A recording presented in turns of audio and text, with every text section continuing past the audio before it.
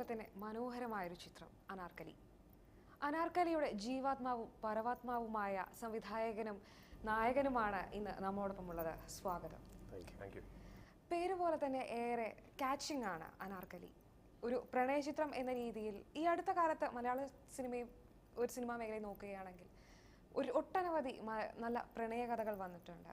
ഇതിനിടയിൽ അനാർക്കലി അതിൻ്റെ ഒരുപക്ഷെ അതിൻ്റെ ദൃശ്യചാരുത കൊണ്ടും ആഖ്യാന ശൈലിയും കൊണ്ട് തന്നെയാണ് വേറിട്ട് നിൽക്കുന്നത്. ഒരു ദിവസം അല്ലെങ്കിൽ ഒരു 2 ദിവസം പറഞ്ഞാൽ തീരാത്ത അത്രയും എഫർട്ടുകൾ എടുത്തിട്ടുണ്ട് എല്ലാവരും. ഈ സിനിമയായിട്ട് ബന്ധപ്പെട്ടുള്ള നടന്മാർ, സംവിധായകൻ അല്ലെങ്കിൽ തിരക്കഥാകൃത്തുള്ള ഞാൻ, പ്രൊഡ്യൂസർ, പിന്നെ ഇതിൻ്റെ കൂടെ പ്രവർത്തിച്ചിട്ടുള്ള എല്ലാ സാങ്കേതിക പ്രവർത്തനവും എടുത്തിട്ടുള്ള എഫർട്ടുകൾ ഒരുപാടാണ്. കാരണം അതെല്ലാം എന്നിലേക്കാണ് അവസാനം വന്നു ചേരുന്നത്. പക്ഷേ എനിക്കത് ഒരുപാട് പ്രതിസന്ധികളിലൂടെ കടന്നുപോയൊരു സിനിമയാണ്. പക്ഷേ എല്ലാം സാധ്യമായി എന്നുള്ളത് വലിയൊരു സന്തോഷമാണ്. ആ സന്തോഷത്തിലാണ് ഇപ്പോൾ ഇരിക്കുന്നത്. പിന്നെ പണ്ട് നമ്മൾ എന്താ പറയുക, നാട്ടിൻപുറത്തൊക്കെ പറയില്ല, പഴയതൊന്നും ഓർമ്മിപ്പിക്കില്ലേ എന്ന് പറഞ്ഞൊരവസ്ഥയുണ്ട്. ഇപ്പോൾ ശാന്തനുവിലേക്ക് വരികയാണെങ്കിൽ പൃഥ്വിരാജിൻ്റെ വ്യത്യസ്തമായ 2 കാലഘട്ടങ്ങളാണ് അടയാളപ്പെടുത്തി പോകുന്നത്. തീർച്ചയായും ദൃശ്യത്തിൽ തന്നെ അത് കൃത്യമായി അത് നമുക്ക് മനസ്സിലാകുന്നുമുണ്ട്. ആ ഒരു 10 അല്ലെങ്കിൽ 11 വർഷത്തെ ആ ഒരു ഗ്യാപ്പ് എങ്ങനെയുണ്ടായിരുന്നു അതിൻ്റെ ഒരു അഭിനയിച്ച് പ്രതിഫലിപ്പിക്കുമ്പോൾ? ഞാനായിട്ട് സൃഷ്ടിച്ച അഭിനയമൊന്നും ഈ സിനിമയിലില്ല. ഇതിൽ തിരക്കഥയിൽ ഉണ്ടായിരുന്ന കാര്യങ്ങളാണ്. അപ്പോൾ ബേസിക്കലി എന്താ വെച്ചാൽ ഇതിൻ്റെ നമുക്ക് സൂപ്പർഫിഷ്യലി പെട്ടെന്ന് മനസ്സിലാവുന്ന ഇയാളുടെ ഒരു ഫിസിക്കൽ വ്യത്യാസമാണോ, താടിയുണ്ട് താടിയില്ല എന്നൊക്കെ പറയുന്നത്, കുറച്ച് തടിയുണ്ട് കുറച്ച് തടി കുറഞ്ഞു എന്നൊക്കെ പറഞ്ഞാൽ അങ്ങനത്തെ വ്യത്യാസങ്ങളാണ് സൂപ്പർഫിഷ്യലി മനസ്സിലാവുന്നത്. പക്ഷെ അതിനപ്പുറത്തേക്ക് കുറച്ചുകൂടെ സൂക്ഷ്മമായി നോക്കിയാൽ ചെറിയ രീതിയിൽ പെർഫോമൻസിലും ഡയലോഗ് ഡെലിവറിയിലും ഒരു പരിധിവരെ ശബ്ദത്തിലൊക്കെ ചെറിയൊരു ഡിഫറൻസ് നമുക്ക് മനസ്സിലാവും. അതൊക്കെ ആക്ച്വലി തിരക്കഥയിലുള്ളതാണ്.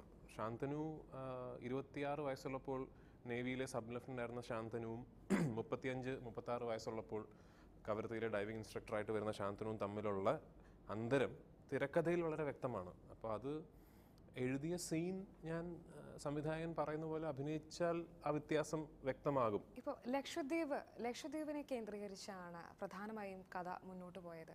ഒരുപക്ഷെ അതിൻ്റെ ആ ഒരു വ്യത്യസ്തമായ ഭാഷ പോലും അതിൽ തന്മയത്വത്തോടെ ഉൾപ്പെടുത്താനും സാധിച്ചു.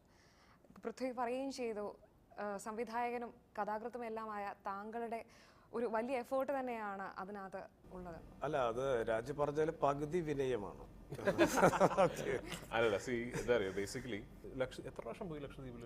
ഞാൻ ശരിക്കും പറഞ്ഞാൽ 30 ദ്വീപുകളുണ്ട്, 10 ആൾ താമസമുണ്ട്. ഈ 10 ഒരെണ്ണം മാത്രം, മിത്ര എന്ന് പറഞ്ഞ ഐലൻഡിൽ മാത്രമേ ഞാൻ പോകത്തുള്ളൂ. മിത്രയാണ് ഏറ്റവും എളുപ്പം പോകാൻ പറ്റുന്ന ഐലൻഡ്. അത് ഒഴിച്ച് 9 ഐലൻഡിലും പോയി അവിടുത്തെ 9 ആൾ താമസമില്ലാത്ത വേറെ കുറെ ഐലൻഡ്. ഈ ദ്വീപുകൾ തമ്മിൽ ചെറിയ ചില വ്യത്യാസങ്ങളുണ്ട് കൾച്ചറിലും ഒക്കെ. അപ്പൊ അതെല്ലാം നേരിട്ട് പോയി കണ്ടു പഠിച്ച് മാത്രം എളുപ്പവുമല്ല എത്താൻ, അവിടേക്ക് എത്തിപ്പെടുന്നത്. അത് തന്നെയാണ് സിനിമയിലെ ഒരു പ്രധാന കഥാസന്ദർഭം. കാരണം ഈ എത്തിപ്പെടാൻ, എന്നാൽ സത്യം പറഞ്ഞാൽ 218 നോട്ടിക്കൽ മൈലിൽ നിന്ന് ശരിക്കും പറഞ്ഞാൽ നമ്മളുടെ ഒരു ഈ ഇൻ ബിറ്റ്വീൻ സീ വരുമ്പോൾ ഉണ്ടാവുന്നൊരു ഇതാണത് ഒരു, പക്ഷേ 300 കിലോമീറ്റർ മാക്സിമം. അതിൻ്റെ അവിടെ നിന്ന് ഇത്രയും തൊട്ടടുത്തുള്ള കൊച്ചി, നമ്മൾക്ക് ഇവിടെ നിന്ന് തിരുവനന്തപുരത്തേക്കോ കാലിക്കറ്റിലേക്കോ ഉള്ളത് 250-300 അത്രയേ ഉള്ളൂ കാലം. അത്രയും അടുത്ത് കിടക്കുന്ന ഒരു സ്ഥലത്തെക്കുറിച്ച്, അതിൻ്റെ സൗന്ദര്യത്തെക്കുറിച്ച്, അതിൻ്റെ ഭാഷയെക്കുറിച്ച്, അതിൻ്റെ സംസ്കാരത്തെക്കുറിച്ച്, അവിടുത്തെ ജനങ്ങളെ കുറിച്ച്, അവരുടെ എന്താ പറയുക ജീവിത രീതിയെക്കുറിച്ച് ഒന്നും അറിയില്ല. രാമുകാരിയുടെ ദ്വീപിന് ശേഷം മൊത്തമായിട്ട് ലക്ഷദ്വീപിൽ ഷൂട്ട് ചെയ്ത ആദ്യത്തെ ചിത്രം, അതും കവരത്തിയിൽ ഷൂട്ട് ചെയ്ത ആദ്യ മലയാള ചിത്രം ആണ്. ഇപ്പം സൂചിപ്പിക്കുകയുണ്ടായി, ഒരുപാട് ബുദ്ധിമുട്ടുകൾ സഹിക്കേണ്ടി വന്നു. ഈ ഷൂട്ടിങ്ങിൻ്റെ ഇടയിൽ ഇത്തരത്തിലുള്ള എന്തെങ്കിലും പ്രശ്നങ്ങളോ? Nothing, zero. ഷൂട്ടിങ്ങിനിടയിൽ സംഭവിച്ചത് ചൂട് മാത്രമായിരുന്നു. അതായത് ചൂടെന്ന് പറഞ്ഞാൽ നമ്മൾ ആ പിയറിലൊക്കെ ഷൂട്ട് ചെയ്യുമ്പോൾ അവിടെ തെർമോമീറ്റർ ഉണ്ട്. 52 ഡിഗ്രി സെൽഷ്യസ് വന്ന ദിവസങ്ങളുണ്ട്. അത് ആ സ്ഥലത്ത് 52. അപ്പം ഞാൻ ഈ 50 എന്നൊക്കെ ഞാൻ കണ്ടിട്ടുള്ളത് ഗൾഫ് രാജ്യങ്ങളിലൊക്കെ നമ്മൾ സമ്മർ ടൈമിലൊക്കെ പോകുമ്പോഴാണ് അത്തരം ടെമ്പറേച്ചേഴ്സ്. 52 തെർമോമീറ്റർ, ലൈവ് തെർമോമീറ്ററിൽ 52 വന്ന ദിവസങ്ങളുണ്ട്. ചൂട് ഭയങ്കര. 3.5 വർഷം എടുത്ത ഒരു കഥ ആദ്യഘട്ടത്തിൽ തന്നെ ശാന്തനു എന്ന ഒരു ക്യാരക്ടറിനെ ക്രിയേറ്റ് ചെയ്തപ്പോൾ പൃഥ്വിരാജിനെ തന്നെയായിരുന്നു മനസ്സിൽ കണ്ടത്? തീർച്ചയായിട്ടും. കാരണം ഇതിൽ ഒറ്റ കാര്യമുള്ളൂ, വളരെ സിമ്പിളായിട്ട് പറയാവുന്ന കാര്യം. കാരണം 25-കാരനായ അല്ലെങ്കിൽ 26-കാരനായ ശാന്തനു, സബ് ലെഫ്റ്റനന്റ് ശാന്തനു എൻ്റെ മുമ്പിൽ വേണം, എന്നാലേ ആ കഥാപാത്രം വർക്കൗട്ടാവുള്ളൂ. അപ്പോൾ അതേസമയം കഥയുടെ പ്രസൻറ്റ് ടൈമിൽ 36-37 വയസ്സുള്ള ശാന്തനു അതും വേണം. പക്ഷേ എന്നാൽ എന്നോട് ഇപ്പോൾ ഇത് പറഞ്ഞ് നിർത്തേണ്ട ഇടയ്ക്ക് പറയാം, ഈ സിനിമയോട് ഇപ്പോൾ എന്നോട് പലരും ചോദിച്ചു, രാജു നിങ്ങളുടെ സിനിമയിൽ പൃഥ്വിരാജ് ഭയങ്കര സുന്ദരനായി. ഞാൻ പറഞ്ഞു ഞാൻ ഒന്നും ചെയ്തിട്ടില്ല, അതൊക്കെയാണ് ഈ ക്യാമറ ടെക്നിക് എന്നൊക്കെ പറയുന്നത്. നിങ്ങളായിട്ട് എന്തെങ്കിലും ചെയ്തിരുന്നോ എനിക്ക് അറിഞ്ഞൂടാ. അതൊക്കെയാണ് ഈ ക്യാമറ ടെക്നിക് എന്നൊക്കെ പറയുന്നത്. ഇപ്പോൾ തിരക്കഥാകൃത്ത് തന്നെ സംവിധായകനാകുമ്പോൾ അതിൻ്റെ ആത്മാവ് പൂർണ്ണമായി ഭദ്രമാണ്, അല്ലെങ്കിൽ നമ്മൾ എന്താണോ ഉദ്ദേശിച്ചെഴുതിയത് അത് സമ്പൂർണ്ണമാകും എന്ന് തോന്നുന്നുണ്ട്. ഓരോ തിരക്കഥാകൃത്തും എഴുതുന്നത് ഇങ്ങനെ ആയിരിക്കണം ഈ സിനിമ എന്ന് വിചാരിച്ചുകൊണ്ട് തന്നെയാണ്. പക്ഷേ എൻഹാൻസ് ചെയ്യേണ്ട ഒരു ബാധ്യത എന്തായാലും ഡയറക്ടർക്കുണ്ട്.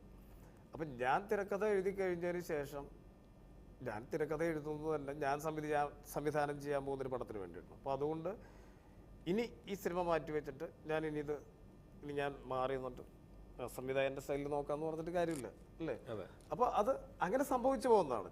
ഇപ്പോൾ എന്നെ സംബന്ധിച്ച് എനിക്ക് ഈ സിനിമ കഴിഞ്ഞിട്ട് ഇനി അടുത്ത സിനിമ ഞാൻ കുറേ സമയം എടുക്കും. എന്തുകൊണ്ടാണെന്ന് വെച്ചാൽ, കാരണം ഇത്രയൊന്നും അധ്വാനം ഞാൻ എൻ്റെ ജീവിതത്തിൽ എടുത്തിട്ടില്ല.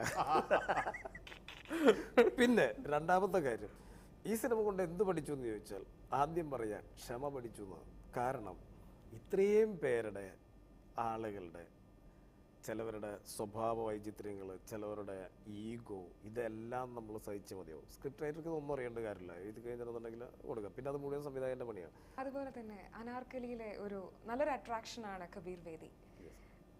രൂപം കൊണ്ടും ശബ്ദം കൊണ്ടും ഒക്കെ ഇന്നും ഒരു ചോദിക്കാൻ പോകുന്നുള്ള ഉത്തരവും അത് തന്നെയാണ്, രൂപം കൊണ്ടും ശബ്ദം കൊണ്ടും. ആക്ച്വലി സിനിമയ്ക്ക് വേണ്ട എന്താണ്, ഒരു സോ കോൾ ക്ലാസിക്കൽ ബോളിവുഡ് ബ്ലോക്ക് ബസ്റ്ററിലെ ഒരു അച്ഛൻ കഥാപാത്രത്തിന്റെ ഒരു പതിപ്പാണ് നമുക്ക് വേണ്ടത്, ഒരു അക്ബർ. എക്സാക്ട്ലി.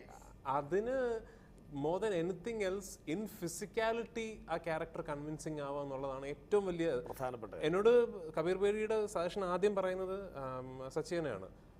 കേട്ട ഉടനെ എനിക്ക് മനസ്സിലായി, അയ്യോ ശരിയാണല്ലോ, ശ്രദ്ധ കപൂർ ഈ ക്യാരക്ടർ എങ്ങനെ ചെയ്യുമായിരുന്നു എന്ന് എനിക്കറിയില്ല. പക്ഷേ പ്രിയലില് ഞാൻ എന്ത് ചെയ്യണം എന്ന് നമ്മൾ ആഗ്രഹിച്ചോ അത് ബ്രില്യന്റ് ആണ് ആ കുട്ടി. ഇപ്പൊ ഇതിന് തൊട്ട് മുൻപ് ഇറങ്ങിയ പൃഥ്വിരാജിന്റെ ഒരു പ്രണയ ചിത്രമായിരുന്നു എല്ലാവരും ഏറെ അധികം ഇഷ്ടപ്പെട്ട മൊയ്തീൻ. ഇടയ്ക്ക് നോക്കുകയാണെങ്കിൽ രണ്ടിലും ചില ഒരു സാമ്യമുള്ളതായിട്ട് തോന്നും. രണ്ട് പ്രണയിതാക്കൾക്കിടയിൽ അല്ലെ കവിതാക്കൾക്കിടയിൽ പ്രണയിക്കുന്നു, അതിനുശേഷം ഉണ്ടാകുന്ന പ്രശ്നങ്ങൾ, പിന്നെ ഒരു വലിയ ഒരു ഗ്യാപ്പ് ഇരുവർക്കും ഇടയിൽ, ഒരു വിരഹം. പക്ഷെ വ്യത്യസ്തമായി അതിൽ ഒരു നഷ്ടപ്രണയമാണെങ്കിൽ ഇതിൽ ഒരു സാഫല്യമുണ്ട്. ആക്ച്വലി ഈ മൊയ്തീനിലും അനാർക്കലിയിലുമുള്ള സാദൃശ്യങ്ങൾ എല്ലാ പ്രണയങ്ങളിലുമുണ്ട്. പ്രണയമുള്ളിടത്തെല്ലാം വിരഹമുണ്ട്, പ്രണയമുള്ളിടത്തെല്ലാം കാത്തിരിപ്പുണ്ട്.